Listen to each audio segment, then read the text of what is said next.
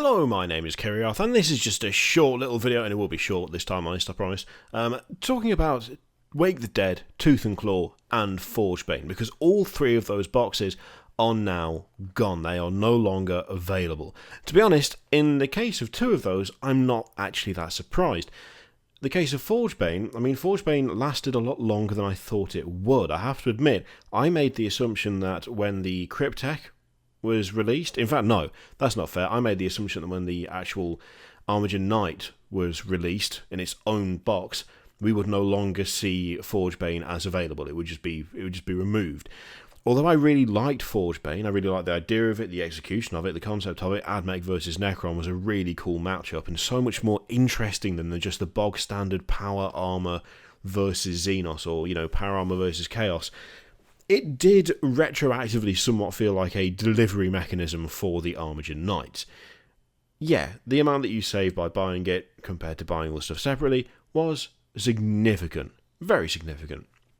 And yes, you did end up with an interesting force no matter which side you ended up keeping if you sold the other side or went 50-50 with someone. But the Armiger Knights were, I think, undeniably the big draw for that box. And so I kind of thought, well, as soon as they're released, that'll be it. It'll be gone. No, it lasted a little bit longer than that.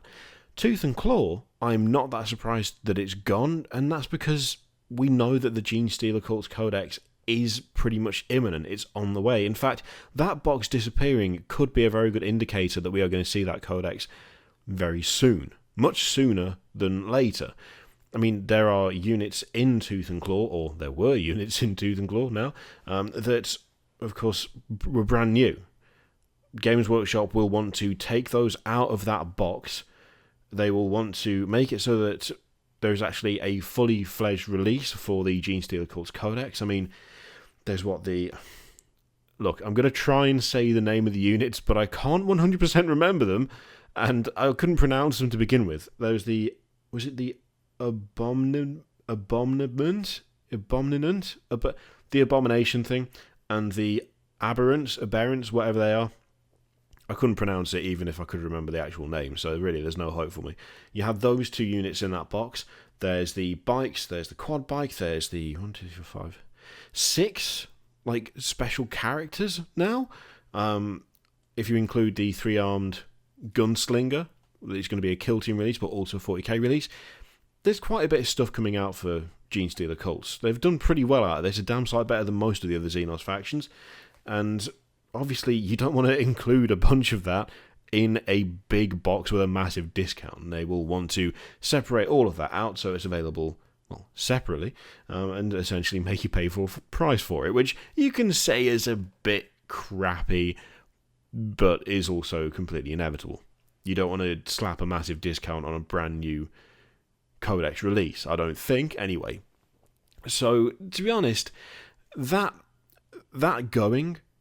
not that surprising and could actually herald good news. The final release of the Genestealer Cults Codex, which, in a weird way, although you are way behind you guys, although you're last, you've had to wait so long for this Codex, you also, in a strange way, are kind of coming out ahead just because you have so much more happening than most of the other Xenos Codex releases. I know the Orcs had 6 new vehicles, but I don't know, for some reason the Genestealer Codex, there's some just interesting stuff in there that I don't think other Codex releases have quite had, specifically Xenos ones, because let's face it, the Imperium has done pretty well out of things, when it comes to transferring to codexes. During 8th, Imperial Knights got a bunch of new shit. The Custodes went from having a unit to having an entire army. Not done too shoddy, let's be honest. And of course, there is literally a lieutenant for every day of the week now for Primaris, so that's nice. Yeah, you've had to wait, but at least you seem to be getting some nice stuff out of it. The one that I'm surprised the most about, actually, is, it's Wake the Dead, because Wake the Dead was a weird one. It was a weird release. It was released at a weird time. It was tied into Vigilus, but it also wasn't really part of anything. It felt like a bit of an add-on. There wasn't anything to draw people in. There weren't, any exceptional new models. There weren't any exceptional new units. There was a couple of new things in there, but it didn't really feel like a planned thing. It almost felt a little bit thrown together, which probably sounds a bit harsh, but it's because of the weird timing. It was nowhere near any sort of Space Marine release, and it was nowhere near any sort of Eldar release. It just sort of showed up, and it was like, Vigilance is happening, and also Wake the Dead, look, Eldar versus Space Marines, buy it. It was a little bit weird, and it's also the shortest-lived box of all of them. Like, it's not been around for as long as Tooth and Claw or Forgebane, and yet it's been killed off at the same time. I'm kind of hoping, as we go forward, as we see more in the way of these big boxes, that we see more along the lines of Forgebane, that we see more along the lines of Tooth and Claw, where even if it is a Power Armor versus Xenos matchup, the Xenos at least get something new, something different, like a new unit, or something that isn't the standard. I felt like Wake the Dead was very standard. It was a bunch of pre-existing stuff thrown into a box against each other. Forgebane didn't feel like that. Tooth and Claw didn't feel like that.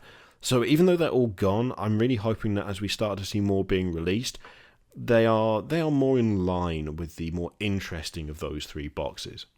So yeah, the three of them are now gone. You cannot buy them anymore. They are no longer available. If you have any particularly mad theories as to why that is, apart from what I've already said, because I've already said it, you can repeat it if you like. Let me know in the comments down below. If you think maybe I've missed the point with Wake the Dead, because there's a chance I might have. It's entirely possible.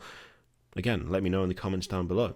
In the meantime, feel free to click any of the things, Patreon, subscribe video, all that shit. Click it if you like, don't click if you don't want to, and I will see you for the next one. Toodaloo.